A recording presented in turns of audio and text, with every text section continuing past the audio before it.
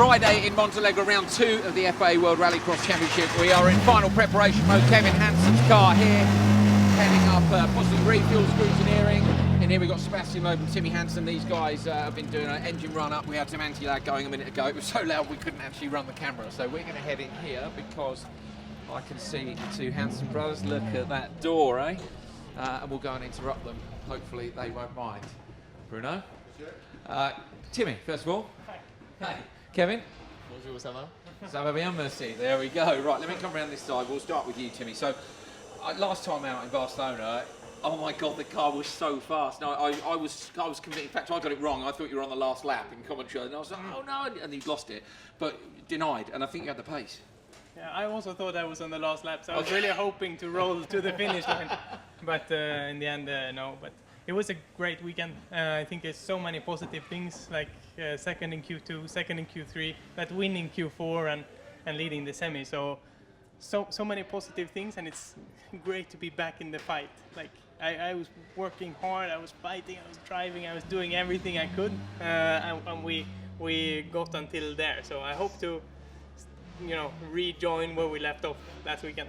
Fingers crossed. You must have been really disappointed, obviously. And when you're in the car, what happened? Did it just die, or did you know something was wrong? Yeah, from my point, it went black, all the screens, and it stopped. So it was quite surprising. But no, that's what happened, and it will never happen again. The guys figured out what it was, and we are good now. But happened then, and it's sad. But also you can't keep being disappointed about those things, but more be happy about the things that really went well. Yeah, you can't dwell on it, and I think you could have won. Do you think you could have won? Yeah, I do. I was actually in the but I was actually in the semi super confident. Like I haven't had that feeling in a very long time, and I was driving so relaxed. I even tried some new gears in some corners, and I didn't take risks when trying new things.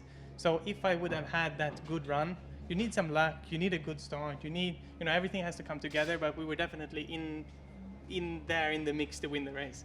Okay, well, better luck this weekend. Hopefully, has Bruno disappeared?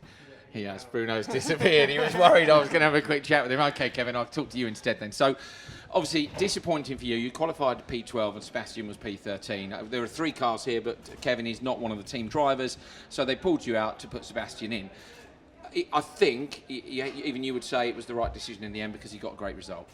Yeah, I think it was on the cost of both of us in the end for his podium, but it's like it is.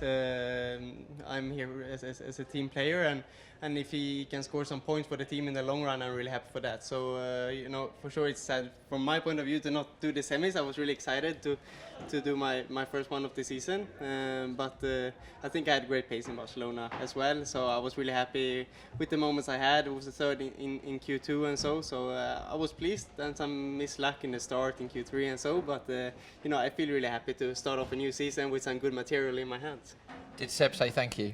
He was very, very sorry for me. Like he didn't really want to do it, but he knew he have to take the chance. So, but he didn't really enjoy it, I think.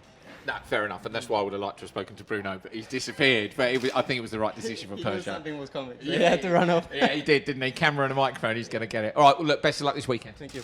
Cheers. Right, see you later, lads. So we're going to head out this way, and I'm going to head over the road and see if we can see anyone at OMSE.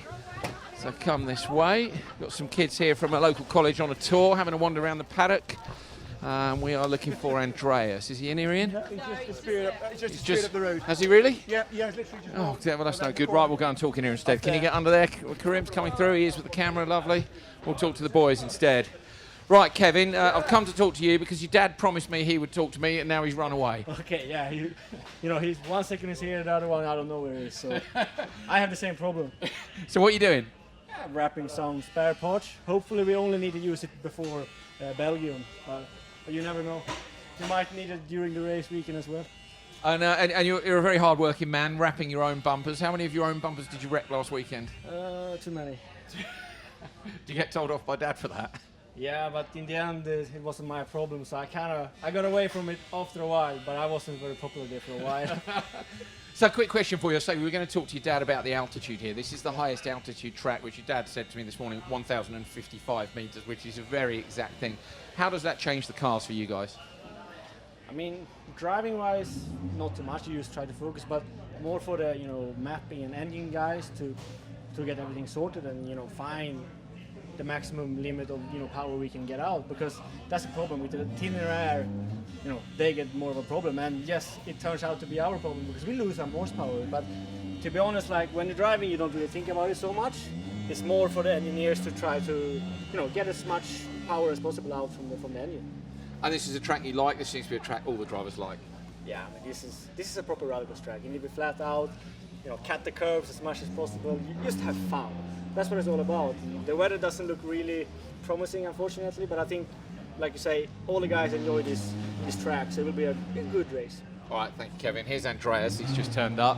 Andreas, how are we? We were talking this morning. We've just spoken to Kevin about the altitude here. Of course, you've done Pikes Peak. Could you maybe explain to people at home why it makes a difference, the altitude? An event like this or Pikes Peak? As higher up you come, obviously the water boils earlier. The pressure gets less here, so we need to compensate it with other pressure. So to make it easy, I mean, everything gets thinner. We need more to make it work. We lose power in the engines, and it's a lot of things that happens with altitude. And for sure, water doesn't boil at 100 anymore. So I was fascinated by this. So water boils at what temperature here? 97.5. So it's much lower than normally. So it's and if you go up higher than this, obviously it boils even lower than that. So it's very, very unpredictable, and we learn from school that 100 is the temperature of water boiling, but it's different. Not in Rallycross. Not in Rallycross, not in Montalegre. Thanks, Andreas. Right, we'll leave you to it. We're going to go this way, and we'll see if we can get you out, Karim, without falling over stuff. You might want to step over that there. That's it. And the next one, Ian, can you lift the gate for us? Thank you very much, Scooter. It's Scooter from RX2, and we're heading down this way. Where are we going, T? Johan Kristoffersson. Right at the far end of the paddock. Good God, that's a long walk. Right. Well, let's have a look around the paddock on the way down then. We're going to go and have a chat with the world champions. So, fortunes of the teams, obviously, they're actually pretty impressed with their results last time out. They were happy enough with that.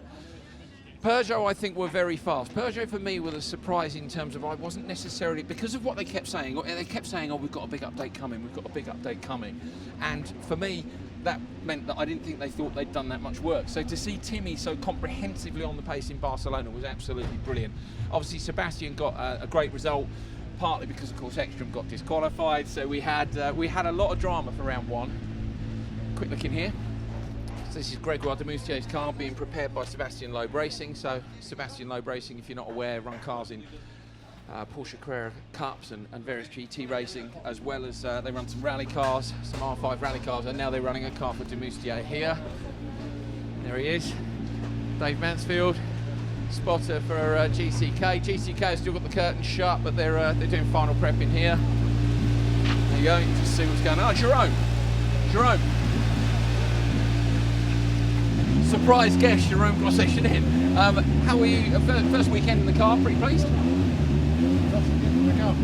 No, last time you were pleased? It was very good. And I mean, we really enjoyed it, and it was the very first time for me, for the team, for everyone here. So it was good to be in the car. Now we are preparing for Portugal. It will be a first time also for me because I never raced Portugal.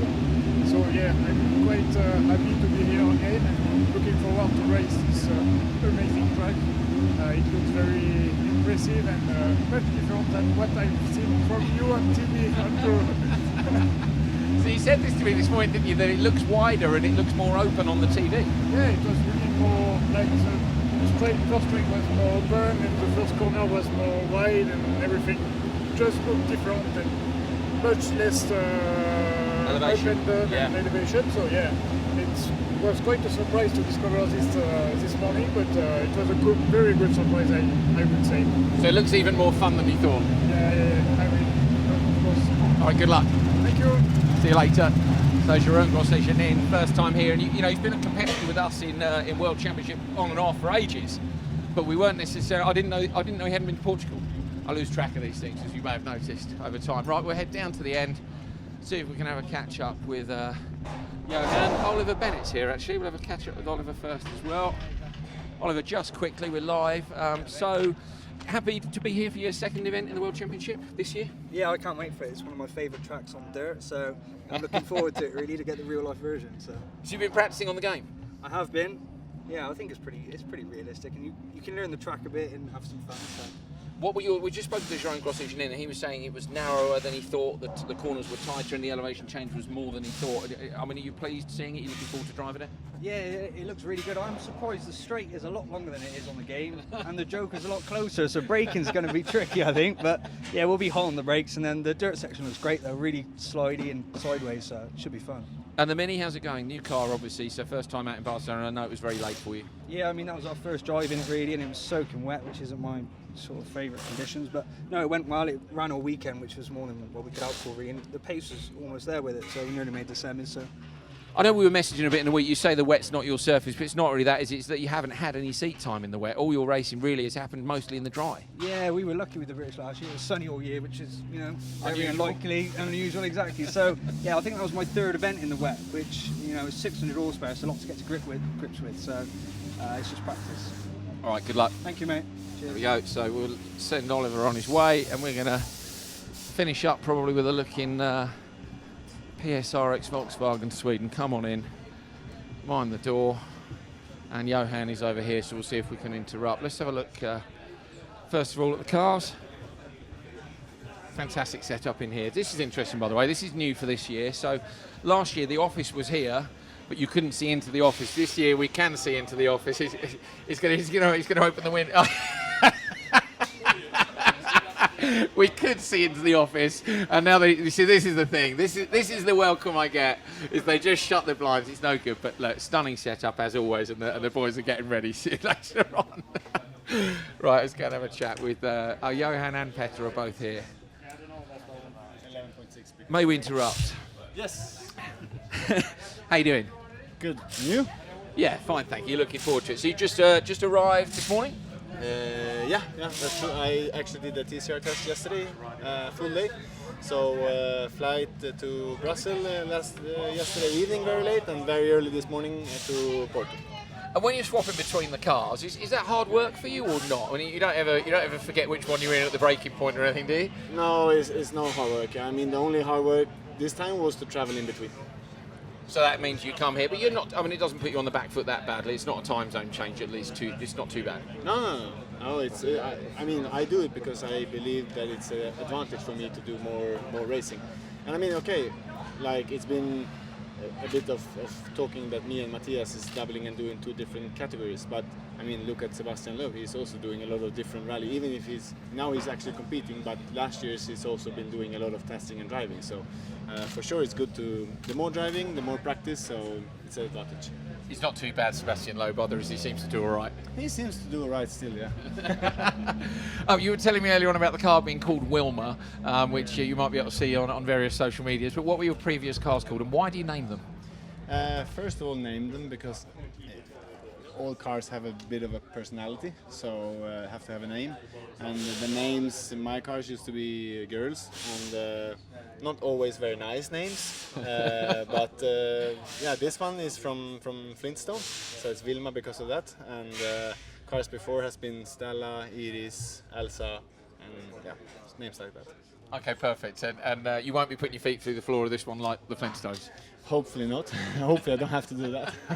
You got the win in Barcelona, obviously great start to the championship season. Okay, after the incident with Ekstrom and so on, but you're happy with your pace? It seems that there's going to be a bit of pressure this year. I think the others are maybe closer than they were before. Yeah, I think I was. I mean, our pace was good. Petter was very fast all weekend, and as soon as I had the free lap, I was quick. So. Should be right. Petter sticking his fingers in. Wait, Petter, don't go anywhere. Come here. He's not sneaking off that easy. Thanks, Johan. How are we doing? Yeah, fantastic. Okay, good. So in a better mood than Barcelona, obviously. You have to put these things behind you and just move on, I guess. I was good mood in Barcelona. Most of the day. Yeah, I think the weekend was fantastic. Tough at the end, and. But for my own person, I have a good feeling after the race. I didn't do anything wrong, and I was happy. And it's never a good feeling when things like that happen. Luckily, it was just tires, not concrete. So, but now it's new race.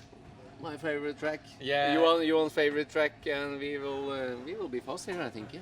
Why is it your favourite track? We've been trying to explain it a little bit to the people at home, but it's just such fun. It's all about attacking, big speed into the corners, big sideways, good traction. It's a rally stage, you know. So I've been good here every year. So I really hope I can reach the top here.